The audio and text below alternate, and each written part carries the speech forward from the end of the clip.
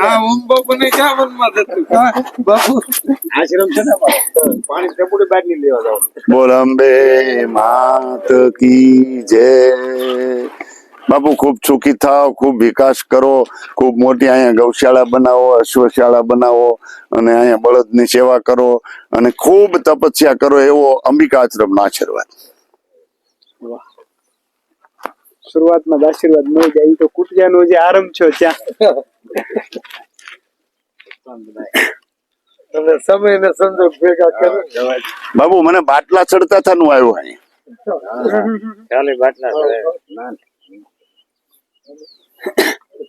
જગ્યા ઉપર કઈક વિડીયો નાનો લઈ લો આમ શોર્ટ કે બાપુ આ વિસ્તાર જય સિયારામ, જય અંબે.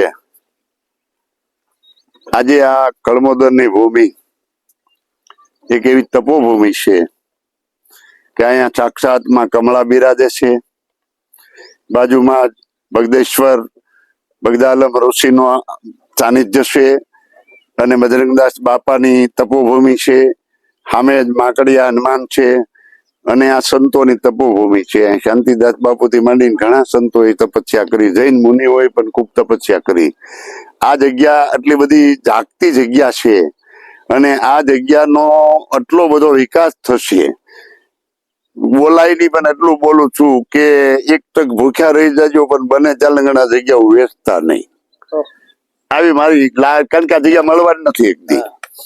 અને અહીંયા ફિલ્મી દુનિયાથી માંડી અને મોટા ઉદ્યોગપતિઓ પણ આ ડુંગરમાં આવવા માંગે છે અને આવવાના.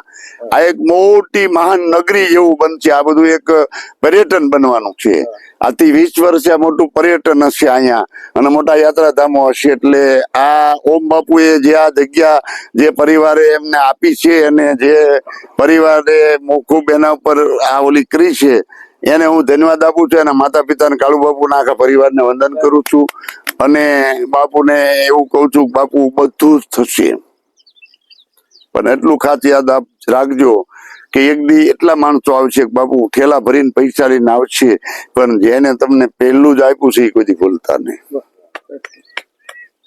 આપ સૌને અંબિકાશ્રમના મહાન શ્રી 1008 મહામંડલેશ્વર અંબિકા પીઠાધીશ્વર અખિલ ભારતીય સંત સમિતિ સૌરાષ્ટ્ર ઝોનના અધ્યક્ષ, રાષ્ટ્ર સંત સુરક્ષા પરિષદ ગુજરાતના અધ્યક્ષ એ ખૂબ રાજી થયા છે. અને એટલું જ કહું છું કે હું મારા ભાઈના ઘરે આવ્યો છું. કામળિયા બધા અમારા ગરાહના ભાગીદાર છે, અમારા યુદ્ધના ભાગીદાર છે, અમારા લોહીના ભાગીદાર છે અને અમારી જયારે બધી કસોટી હતી ત્યારે અમને તનમન ધનથી સહકાર આપેલો છે. એટલે એમના પર ઋણી છે. આપ સૌને મારા જય સિયારામ, જય અંબે, જય માતાજી, જય માતાજી. એ માલા એક ત્યાં બજરંગદાસ બાપા લઈ ગયા આંબા હેઠ. આંબા હતા, આંબા હેઠ ખાટલો નાખીને હું તો આંબામાં ઘણ પડેલો, સોલ કાઢે. એટલે પૂછ્યું કે અંબાઈ આ શું છે? કે બાપા આમાં ઘણ પડ્યો. તો શું થાય? કે આંબો બાપા શું કાંઈ જાય કે વાલા ક્યાંક ભૈયા જાવ ને આને ઘરે છોકરા થાય ને કેરી ખાય. પછી મારા મોટા ભાઈના 71 વર્ષ થયા વાત કરું એને. પછી ભૂપતભાઈનું મારા ભાઈનું પછી 9 ભાઈઓ થયા. મારા મોટા બાપુ અંબા ભગતના ઘેરે 55 વર્ષે 4 દીકરા થયા. આ કૃપા બજરંગદાસ બાપાની. પછી બાપા આવ્યા બગદાણા. બગદાણા આવીને મકાન ભાડે રાખ્યું હનુમાનજી પાસે. અને બાપા બગદાણાનું 5 વર્ષ અન્ન નહોતું ખાધું.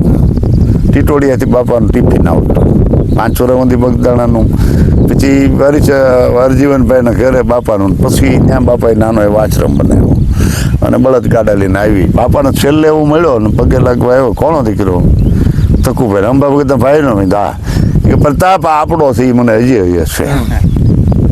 એટલે હવે એ ડોહો બોલાવે છે એટલે મેં પ્રતાપભાઈને કીધું કે આઈ પા ક્યાંક વહી આવી ને અહીં એના સાનિધ્યમ દેહ હોય. આ આખો ઇલાકો એનો છે. એક કામ કરો, આપણે નવો ડુંગર છે આપણા ભાગમાં આવે ને એ રમતું બાપુ આપણે કાંઈ થાય બરોબર. હા ભાગ પાડી આપણે કેમ આમાં ભાગ પાડ્યા એમ બધાને સમજાવીને ભાગ પાડે બરોબર નથી. અને આ જગ્યા અતિ જાગવાની છે બાપુ. આ એકવાર નગરી બનશે આ આખો ઇલાકો.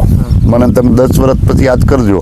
હારા મોટા ઉદ્યોગપતિ ફિલ્મી દુનિયા અહીં આવશે. હા આ તમે મને યાદ કરજો. આજથી 20 વર્ષ પહેલા હું બોલ્યો એ અત્યારે છે, અને અત્યારે બોલું 20 વર્ષ પછી છે. અને બાપુ એ ડુંગરમાં તમે આટો મારશો ને એટલે હાવ મોરારી બાપુ જ્યાં આ થોડું લખો છો માઇકમાં હા, અડધી જનતા નદી પણ અડધી હા હા અડધી નદી હા સાલું સપ્તાહ એવું સારું સપ્તાહ. મંડપ ક્યાં મંડપ ક્યાં આવી નદી થઈ ગયા. પછી બધું બાપા અને મારા મોટા બાપુ કીધું બાપા હાંગણ બધા બાપા હાંગણ આવ્યા. ત્યારે અમારે એક માં હતા, મોટી માં કહેતા, બહુ મરદભાઈ અને ઓરડામાં જમીન, રાણી ગામમાં જમીન, આથણીમાં હા. જમીન, 12 ગામમાં જમીન, હા. એટલે મોટું કરા હા મોટું રાજા છે. આપણું આ ચાલુ ક્યાંય